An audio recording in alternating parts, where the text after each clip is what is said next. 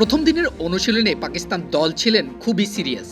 অনুশীলনে batter catch তুলে দিয়ে আউট নয় বলে মাথা নাড়ালে বোলার রিভিউ নেন। মাঠে এভাবেই ফাইট করতে চাইবেন পাকিস্তানিরা, আর বাংলাদেশ চাইবে তাদের সেরা ছন্দটা ধরে রাখতে। Top order batter Saim Ayub bat হাতে নেয়ার আগে বল হাতে কিছুক্ষণ হাত ঘুরিয়েছেন। এরপর শুরু হলো নিজের আসল পরীক্ষা। ব্যাট হাতে নিজেকে ঝালিয়ে নিলেন, নিজেদের বোলারদের খেলার পাশাপাশি নেট বোলারদেরও খেললেন। বড় বড় শটে নিজেকে মানিয়ে নিচ্ছেন এই ব্যাটার, আর পেছন থেকে সেসবই ভিডিও করলেন দলের অন্য এক সদস্য।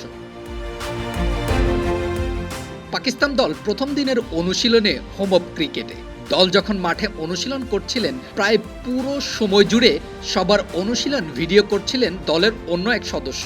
উদ্দেশ্য পরিষ্কার, কোনো প্রকার ভুল করা যাবে না বাংলাদেশের সাথে। 20 ওভারের ক্রিকেটে যে কোনো ছোট ভুল ম্যাচ থেকে ছিটকে দিতে পারে, তা সবাই জানে। তাই পাকিস্তান দল অনুশীলনেই সব ভুল শুধরে মাঠে নামতে চায়। ফাখারের ব্যাট চালানো দেখেই বোঝা যাচ্ছে আছেন খুশ মেজাজে। বড় বড় সব শটে নিজেকে প্রস্তুত করছেন ফাখার।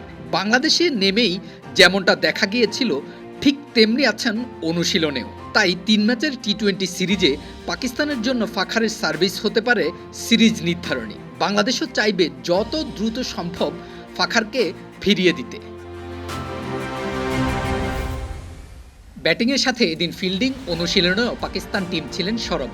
ফিল্ডিং কোচ স্লিপে কিভাবে দ্রুত ছুটে আসা বল তালুবন্দি করতে হয় সেই টিপস দিচ্ছিলেন। কোচের দেখানো নিয়ম অনুযায়ী পরে ফিল্ডার তা করেও দেখালেন।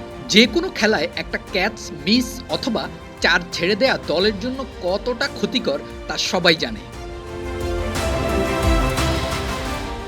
অনুশীলনে আবরার আহমেদের বলে এলবির ফাঁদে পড়েন ব্যাটারকে আউট করে নিজেই হাত উঁচিয়ে জানান দিলেন আউট। আর এমন নিখুঁত লাইনে বল গিয়ে পড়েছে পায়ের কাছে, ব্যাটার বুঝেই উঠতে পারেননি কি হয়েছে। দূর থেকে দেখেই বোঝা যাচ্ছিল এটা আউটই হবে। একজন উইকেটকিপার ব্যাটার যত বেশি শার্প এবং দ্রুত, ততই বলের লাইন বুঝে সে অনুযায়ী প্রতিক্রিয়া জানাতে পারেন। তাই ম্যাচের আগে সবসময় কিপারদের দ্রুত রিফ্লেক্ট করার অনুশীলন করানো হয়। পাকিস্তানের ঘরের মাঠে বাংলাদেশ কোনো পাত্তাই পায়নি, তবে তারা জানে বাংলাদেশের ঘরের মাঠে কাজটা এতটা সহজ হবে না। তাই প্রথম দিনের অনুশীলনে দলের সবার মাঝেই দেখা গেল বাড়তি তাড়না।